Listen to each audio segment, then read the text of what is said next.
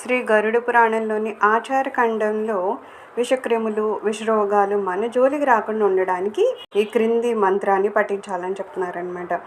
ఓం కణి చికీణి కక్వాణి చరవాణి భూతహారిణి ఫణి విషిణి విరధనారాయణి ఉమే దహదహ హస్తే చండే రౌద్రే మాహేశ్వరి మహాముఖి జ్వాలాముఖి శంకుకర్ణి సుఖముండే శత్రుం హనహన సర్వనాశిని స్వేదయ సర్వాంగ శోణితం తన్నిరీక్షసి మనసాదేవి సమ్మోహయ రుద్రస్య హృదయే జాత రుద్రస్య హృదయే స్థిత రుద్రో రౌద్రేణ రూపేణ త్వం దేవి రక్ష రక్ష మాం హ్రూం మాం హ్రూం ఫ ఫ ఫ ఠ ఠ స్కందమేఖల బాలగ్రహశత్రువిషహారి ఓం సాలే మాలే హర హర విషోంకార రహి విషవేగే హాం హాం సవరి హుం సవరి ఆకౌలవేగేసే సర్వే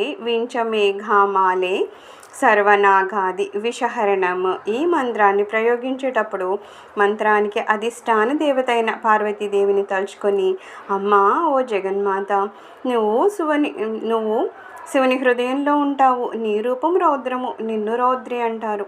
నీ ముఖము అగ్నిలా ప్రకాశిస్తూ ఉంటుంది. నీ నడుముకు చిన్న చిన్న గంటలు ఉన్న వడ్డాను ఉంటుంది. నువ్వు సకల ప్రాణులకు ఇష్టురాలివి, సర్పాలకు విషరూపిణివి. నీ పేరు విరధనారాయణి. నీకే సుఖముండా అని కూడా పేరుంది. చెవులకు సంకుల్ని ధరిస్తున్నావు.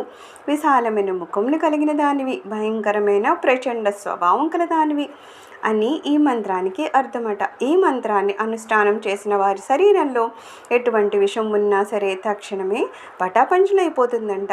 కాలుష్య విషము, సర్ప విషము, ఆహార విషము తొలగిస్తుందంట.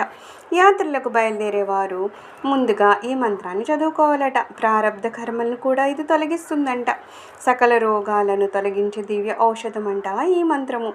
దీన్ని స్వయంగా విష్ణువు గరుత్మంతునికి చెప్పారట. ఈ మంత్రాన్ని రోజుకు 3 లేక 5 సార్లు అనుష్ఠానం చేసి ఆ తర్వాత ఈ జపశక్తి రోగులకు దారపోస్తే వారికి రోగం నుండి విముక్తి కలుగుతుందంట. ఇది అన్ని రకాల విషాన్ని హరిస్తుందని చెప్తున్నారు. రోజు ఈ మంత్రం చదువుకున్నవాడు అతి భయంకరమైన కాలుష్యంతో కూడిన ఆహారం తిన్నా సరే బ్రతుకుతాడంట. ఆహార కాలుష్యము, జల కాలుష్యము, అగ్ని కాలుష్యము, ఇంకా కాలుష్యం కాంది ఏముంది అంటున్నారు. అంటే సర్వము కాలుష్యమే కదా. ఒక్క భక్తుల హృదయాలు మాత్రమే కాలుష్యం లేకుండా ఉంటున్నాయి అంటున్నారు. ఈ విషమంత్రాన్ని చదువుకుంటూ ఉంటే అలాంటి కాలుష్యం మన మనసులో నుంచి కూడా పోతుందంట. కాలుష్యము గొప్ప విషము. మనిషి మనసులో కుళ్ళు, కుతంత్రాలు, కుట్రలు ఉండడమే పెద్ద విషం. ఈ విషం తొలగిపోతే ఆ మనిషి బాగుపడతాడు. అలాంటి విషాన్ని తొలగిస్తుందట ఈ మంత్రము. సర్ప విషాన్ని తొలగిస్తుంది, ఆహార విషాన్ని తొలగిస్తుంది. ఈ ఆహారం వల్ల వచ్చే అనారోగ్యాలు కూడా తొలగిపోతాయట. సకల రోగాలను తొలగించే శక్తి ఈ మంత్రంలో ఉందంటున్నారు. ఇది ఒక దివ్య ఔషధం అంటున్నారు. అందువలన స్వయంగా విష్ణువే గరుత్మంతునికి చెప్పారట. వేదవ్యాసులు వారు పురాణంలో మనకిది అందించారు. ఇంకో రహస్యము, అందరూ ఈ మంత్రం చేయాల్సిన అవసరం లేదు. ఈ మంత్ర జపం చేస్తూ రోగం ఉన్నవాడిని తాకితే రోగి యొక్క రోగం తొలగిపోతుందంట. ఈసారి గుర్తు పెట్టుకోవాలి. ఈ మంత్రాన్ని బాగా శ్రద్ధగా చదివి లేదా చదువుతూ రోగి శరీరాన్ని కనుక అలా ముట్టుకుంటే అవతల రోగంతో ఉన్నవాడి యొక్క రోగం కూడా తొలగిపోతుందంట.